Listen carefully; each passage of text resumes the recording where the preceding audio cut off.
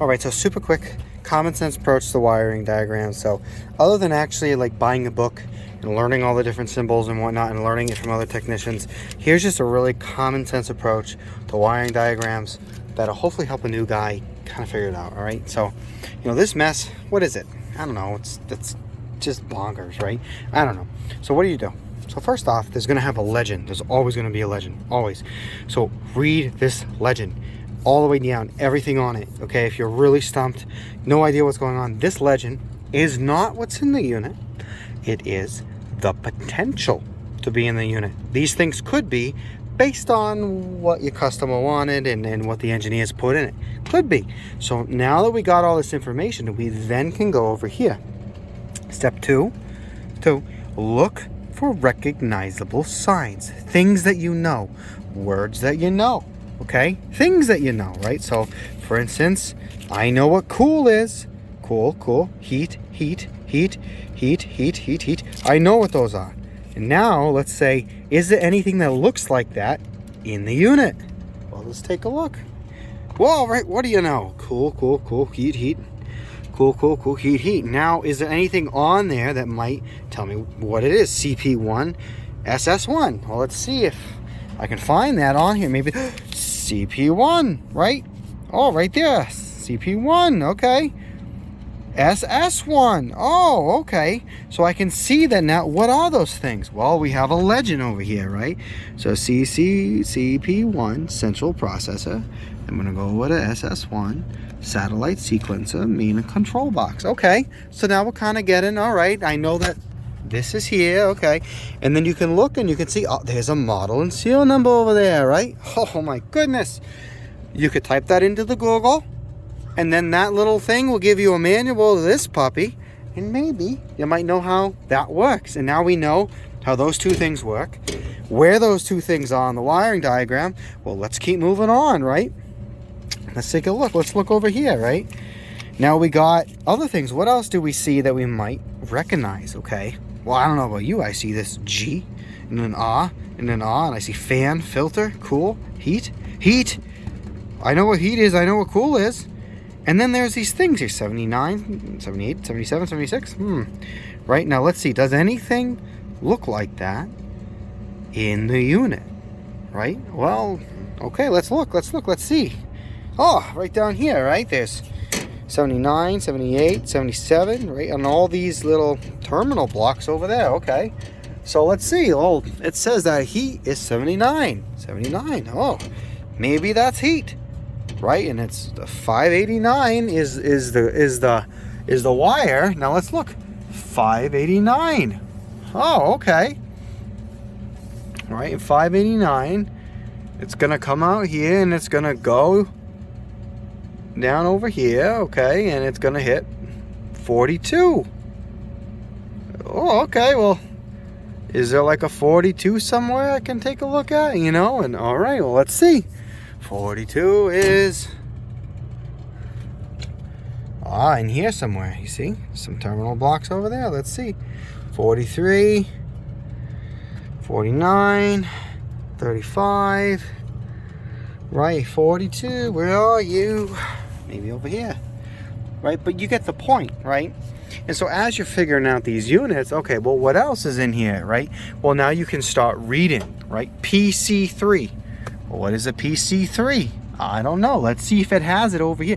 PC3, clogged filter indicator. Okay, PC3, gotcha. CP1, right? I think we already went through that a little earlier, right? I think that one, yeah, CP1 was up there, okay? So, like, you can see that you can start to get a grasp and an understanding of the system as you kind of go through it, and as you're reading this thing. You have, your transformers up there, okay? And so sometimes some of these systems, it can be very confusing, because sometimes they'll be like, this is one example of something that could exist, this is another example of something that could exist, this is a third example of something that could exist inside the unit, and you kind of have to use like an amalgamation of all the different possible engineering examples that they give you to really try to understand what's in the unit, right? So even like, for instance, over here, this is pretty simple. Like these ones over here are just, control motor, contacts, FB4. What is an FB4? Well, let's take a look, right? FB4, fuse block, right? And we can see, you know, we have fuses in there and whatnot, but you get what I'm getting at. Or even over here, look at the heat, R32. Is there an R32 in there? R32, right? And you can even look at, you know, right here, you got, you know, 601, 607, 600. Let's see those wires. Oh, you know, we have 601 right there. We got 600 right there, okay? So you get what I'm getting at? So the common sense approach to it is, okay, you know, I don't know what I'm doing, right? Read this thing. What could be in here that could be what I'm dealing with, okay? And then you're going to come over here and you're going to say, oh, what's does this thing say could be in there? Remember, you got to, it's could. Technicians, you know, Frankenstein units all the time. They rip stuff out of units all the time. They could be, you know, it could be all this stuff, okay? So you're going to just kind of link up and slowly kind of piece it together piece by piece. So that's my advice for if you're starting with wiring diagrams, and if you do it to 100 units, you kind of know what's going on. So yeah, that's, you know, it's just an introductory. I'll add more as I see it.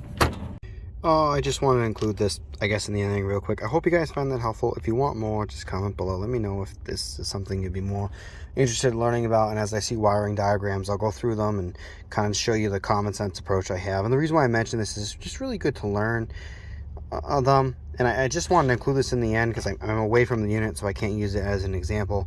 But, you know, just to be able to link up everything in the picture to what is there in real life.